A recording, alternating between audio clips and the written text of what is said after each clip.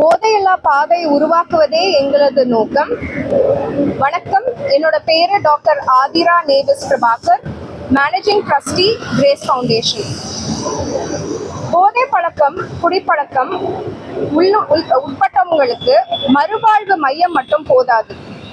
நம்மளோட வருங்கால சங்கதிகளை எப்படி காப்பாற்றுவது என்பது யோசிச்சும் போது ஃபர்ஸ்ட் எங்க மைண்டுக்கு வந்தது ப்ரிவென்டிவ் கேர் தான் ரொம்ப இம்பார்ட்டன்ட்ன்றதை அண்டர்ஸ்டாண்ட் பண்ணோம். எப்படி ஜென்ரல் ஹெல்த்துக்கு ப்ரிவென்டிவ் கேர் ரொம்ப முக்கியத்துவம் வாய்ந்தது இப்போ சென்ட்ரல் ஸ்டேஜ்ல இருக்குதோ, அதே போல் போதை பழக்கத்தையும் குடிப்பழக்கத்தையும் உருவாக்குவங்களுக்கு ஒரு ரீஹாபிலிட்டேஷன் மட்டும் இனஃப் கிடையாது, பட் ப்ரிவென்டிவ் கேர்லையும் முக்கியத்துவம் கொடுக்கணுன்றதை அண்டர்ஸ்டாண்ட் பண்ணோம். அதை பேஸ் பண்ணி தான் ஃபேஸ் 1ல கிரேஸ் ஃபவுண்டேஷன் ஒரு ஷார்ட் ஃபிலிம் கான்டெஸ்ட் அனௌன்ஸ் பண்ணோம். 25 நாட்களில் 250 என்ட்ரிஸ்க்கு மேலே எங்களுக்கு வந்தது. அதில் டாப் 25 மூவிஸ் செலக்ட் பண்ணோம். அடுத்த ஃபேஸ் 2ல இந்த மூவிஸை ஒரு ஸ்கூல்ஸ், காலேஜஸ் அண்ட் இன்ஸ்டிடியூஷன்ஸில் அண்ட் பப்ளிக் ஸ்பேசஸில் எடுத்துகிட்டு போகணுன்றதை யோசித்தோம். அதை பற்றி நாங்கள் யோசித்து ஒரு மொபைல் வெஹிக்கிளில் இருந்தால் நல்லா இருக்குமேன்னு யோசிச்சும் போது நாங்கள் சாரை மீட் பண்ணோம்.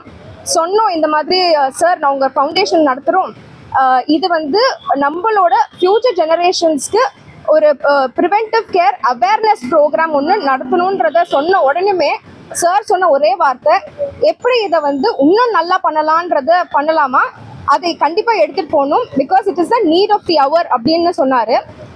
அதை பேஸ் பண்ணி தான் இன்னைக்கு நம்ம எல்லாருமே கூடியிருக்கிறது. இந்த ப்ரிவென்டிவ் கேர் கேம்பெயின்காக சாரை இன்வைட் பண்ணியிருந்தோம். அண்ட் சாரும் was so supportive on this cause, and we have come here to start the awareness campaign across Tamil Nadu. நீங்கள் தாங்க ஹெல்ப் பண்ணதுக்கு. நானே ஒரு காலத்தில் செயின் ஸ்மோக்கராக இருந்தேன். என் பையன் ஸ்கூலுக்கு போயிட்டு ஸ்கூல் அட்வைஸ் கேட்டுட்டு எங்கூட உட்காந்து ஒரு 20 நிமிஷம் பேசினான் 3வது படிக்கும்போது. அப்பா நீ இருப்ப, நான் இருக்கேன், இந்த சிகரெட் கண்டினியூ பண்ணால் நீங்கள் இல்லாத நான் எப்படி இருப்பேன்னு யோசிங்க அப்படின்னு கேட்கும்போது ஒரே நாளில் விட வச்சான். அந்த ஸ்கூலுக்கு தான் எப்போவுமே நான் நன்றி கடனோடு இருப்பேன். இவங்க சொல்லும் போதும் இந்த விஷயத்த கீழிருந்து குழந்தைகிட்டேருந்து எடுத்துகிட்டு போகணும்.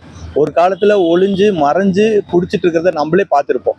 இப்போ எனக்கு 50 வயசாகுது. ஒரு 30 வருஷம் முன்னாடி குடிக்கிறத பார்க்குறதே ஒரு ரேராக இருந்த ஒரு விஷயம்.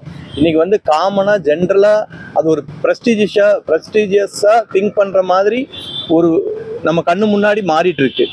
ஸோ இதை கீழிருந்து தான் மாற்ற முடியும். குழந்தைகிட்டேருந்து மாற்றினா பெட்டராக இருக்கும். இப்போ சிகரெட்டுக்கெல்லாம் பயங்கர அவேர்னஸ் கொடுத்துருக்காங்க.